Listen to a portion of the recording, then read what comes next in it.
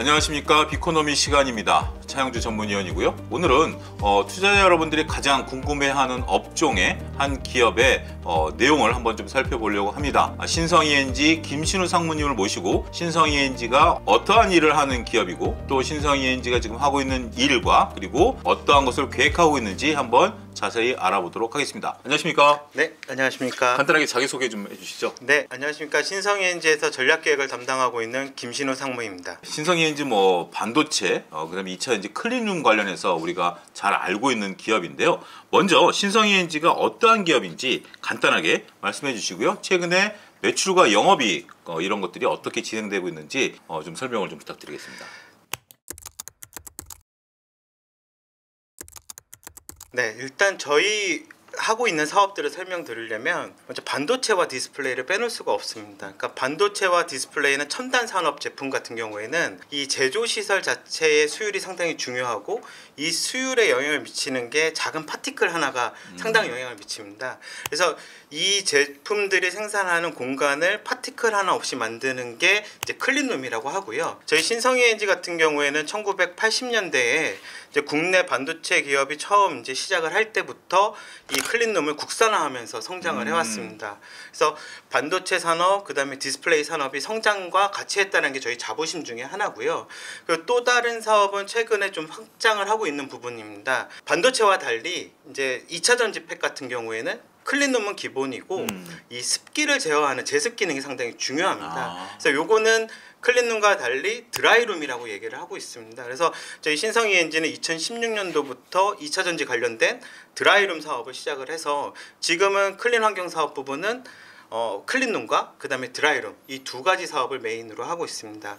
그리고 또 다른 사업으로는 이제 재생에너지 사업 부분이 있고요. 전체 매출에서 차지하는 부분은 한 20% 정도 됩니다. 그래서 이 재생에너지 사업 부분 같은 경우에는 태양광 부분을 중심으로 하고 있고요. 태양광 모듈 제조, 그 다음에 인버터 제조, 그 다음에 태양광 발전소 설치 공사 및 아리백 관련된 컨설팅 이런 사업들을 주요 사업으로 하고 있습니다. 반도체 같은 경우 이제 나노 공정이라고 그러잖아요. 나노라는 게 정말 머리카락의 몇억 분의 1 정도 눈에 보이지 않는 거니까. 그러니까 사실은 파티클이라는 게 저희가 그냥 먼지라고 얘기를 하고 있지만 0.1 마이크로미터거든요. 사실 눈에 보이지는 않습니다. 그러니까 그거 어떻게 관리하세요? 실제로 클래스 1 같은 경우에는 한 1피트 되는 공간에 그 0.1 마이크론의 파티클이 딱 하나 있는 정도이기 때문에 사실상 정말 그 청정 공간이라고 할 수 있죠. 근데 요거는 저희가 주력 제품인 FFU라는 게 있습니다. 그래서 펜 필터 유닛이라는 제품이 있어서 요거는 쉽게 설명드리면 산업용 공기청정기라고 생각하시면 될 것 같습니다. 그래서 우리가 흔히 이제 건물 안에 시스템 에어컨처럼 천장 쪽에 이 FFU는 설치되고요. 그래서 팹 안에 빼곡하게 이 FFU가 설치돼서 전체 팹을 좀 이제 클린하게 만드는 부분이 있고 이것도 모자라서 사실은 장비에 붙는 EFU라는 제품이 있습니다. 장비에 붙어요? 예, 맞습니다. 그래서 요거는 기본적으로 공간을 클린한 거 외에 장비들도 사실은 작동하다 보면 파티클들이 계속 발생을 하게 되거든요. 그래서 장비 자체에 EFU라는 게 붙어서 거기서도 이제 파티클을 제어하는 이제 요런 주 기술들이 들어가고 있습니다. 그러면 우리가 이제 앞서 클린룸을 봤고 2차 전지 부분에 있어 드라이룸, 일반적으로 볼 때 이제 클린룸이랑 같이 섞긴 하지만 제습 기능이 그렇게 중요하다라고 말씀을 하셨거든요.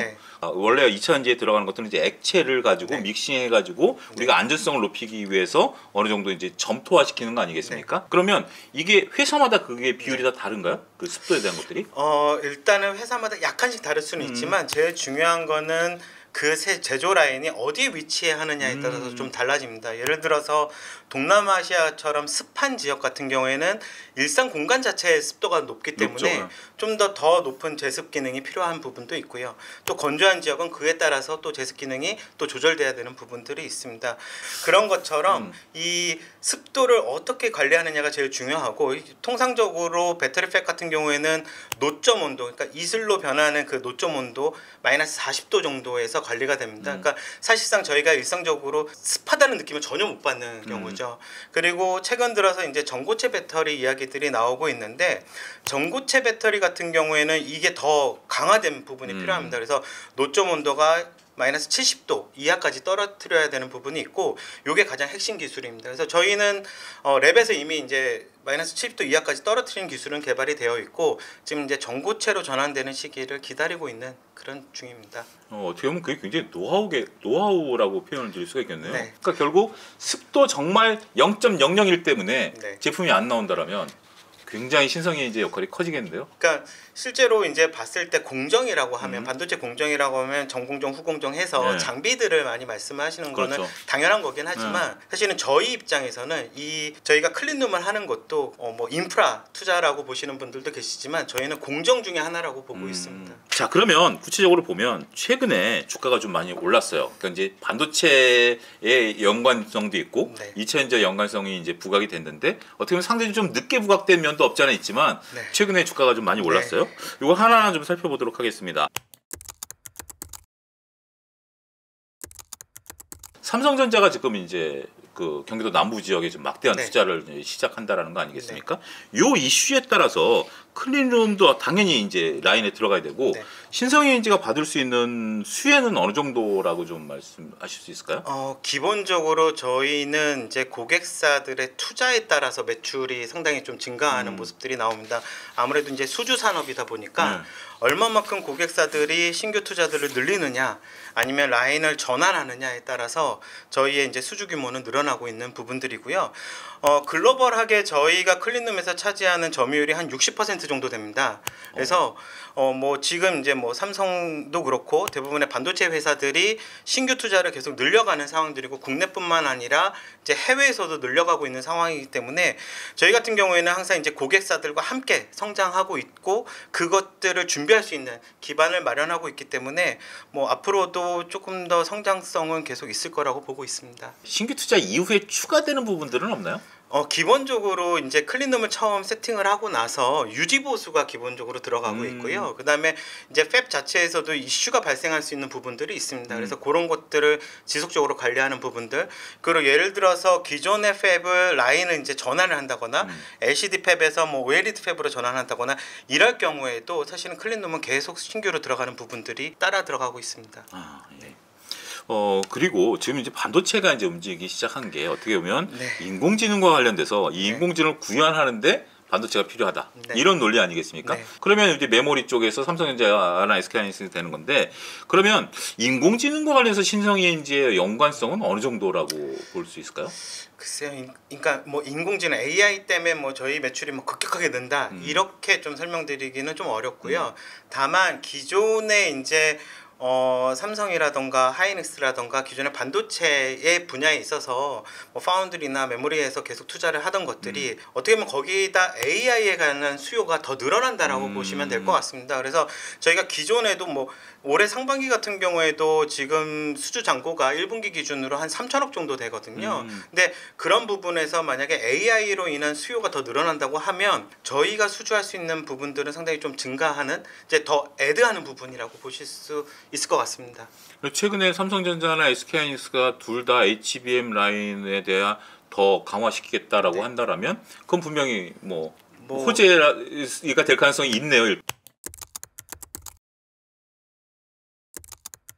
하반기 때 반도체 업황이 턴어라운드 한다라는 얘기들이 많거든요. 네. 지금 데이터로 약간 미세하게 보이긴 하고. 네. 그러면 신성에너지의 클린룸 수준은 늘어날 수 있을까요? 수준은 상당히 좀 늘어나고 있는 추세입니다. 작년 대비해서 올해도 1분기에는 한 1,500억 정도 수주를 했었고요. 추가 수주를 받은 거죠? 예. 추가하고 2분기도 수주 상황은 나쁘진 않습니다. 그러니까 말씀하신 대로 이제 사이클이 있고 업황이 있기 때문에 지금 뭐 예를 들어서 지금 시장에서 얘기하는 것처럼 바닥을 치고 올라가는 사이클이라고 하면 저희 역시 과거 패턴을 보면 수주가 계속 증가하는 부분들은 있었고요.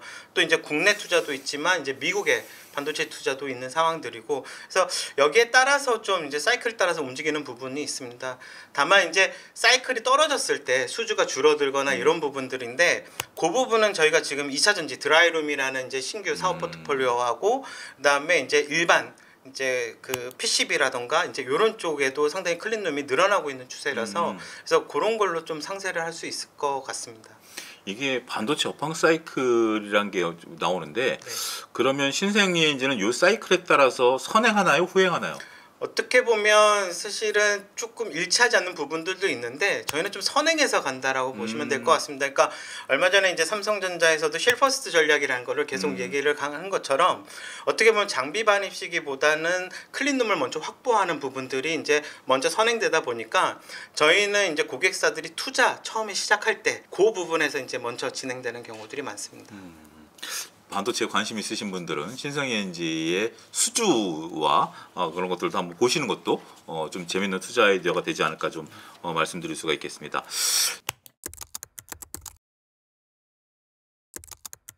자, 이제 2차 전지로 넘어가 보겠습니다. 2차 전지 드라이룸인데 드라이룸에 대한 이제 수요가 지금 계속해서 늘어나고 있죠. 국내 이제 업체들도 있고 해외 업체들도 있는데 그들에 대한 어떤 매출 뭐 이런 것들 말씀해 주실 수 있으면 말씀해 주시고, 그다음에 드라이룸 수요가 지금 어느 정도 늘어나고 있는지 그 부분 좀 말씀을 좀 해주십시오. 그러니까 사실은 드라이룸이라는 것 자체가 뭐 과거에도 있어 오긴 했지만 좀 더 성장세를 보인 거는 최근 몇 년 사이입니다.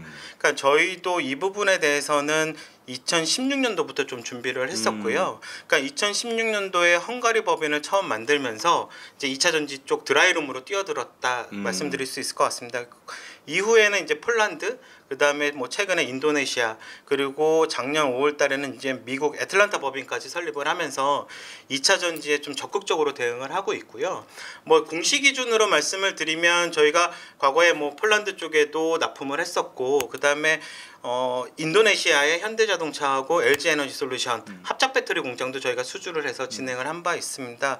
그래서 뭐 앞으로의 수준은 사실은 노력해야 되는 부분들이니까 뭐 이렇게 말씀드리긴 좀 어렵지만, 과거로 봤을 때는 재작년 기준으로 저희가 한 750억 정도 2차 전지 쪽 드라이룸에서 나왔었고, 작년에는 한 1,500억 정도, 올해는 이제 뭐 그런 성장률에 따르면 더 많이 할 거라고 보고 있습니다. 그래서 이미 뭐 1분기에도 500억 정도 매출이 기록을 했기 때문에 이런 부분들은 그만큼 성장을 하고 있다. 그리고 앞으로 저희 매출에서 클린 환경에서 과거에는 클린룸 쪽이 한 70%, 드라이룸 쪽이 한 30%였다면 앞으로는 한 50대 50까지 갈 수 있는 그런 가능성이 되게 높습니다. 네, 많이 기대를 좀 해봐야 될 분야인 것 같고요. 어차피 2차 전지 시장은 뭐 어마어마하게 커나가는 시장이니까 같이 동반 상승한다는 개념으로 받아들이시면 되지 않을까 싶습니다.